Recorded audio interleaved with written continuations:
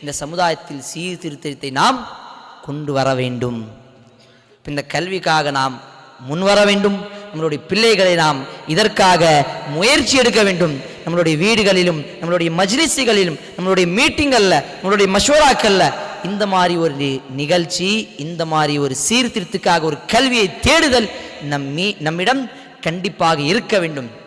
அல்லாஹ் சுப்ஹானஹு வ தஆலா நம் அனைவருக்கும் இந்த கல்வியை கற்றுக்கொள்ளக்கூடிய இந்த பாக்கியத்தையும், இந்த கல்வியை கற்றுக்கொண்டு நம்மளுடைய வீடுகளில் நம்மளுடைய சமுதாயத்திலும் ஒரு சீர்திருத்தத்தை அல்லாஹ் சுப்ஹானஹு வ தஆலா கொண்டு வர வேண்டும் என்று நான் பிரார்த்தனையோடு இந்த உரையை நான் முடித்துக் கொள்கிறேன். அல்லாஹ் ரஹ்மான் நம்ம அனைவரையும் இந்த கல்வியோடு நம்மளுடைய வீடுகளில் நம்மளுடைய சமுதாயத்திலும் சீர்திருத்தத்தை மட்டும் இல்லாமல் இந்த கல்வி மூலமாக அல்லாஹ் சுப்ஹானஹு வ தஆலா நாளை மறுமையில் இங்கே இருக்கக்கூடிய அத்துணை பேரையும், அத்துணை முஸ்லிம்களையும் அல்லாஹ் சுப்ஹானஹு வ தஆலா சொர்க்கத்தில் ஒன்று சேர்ப்பானாக.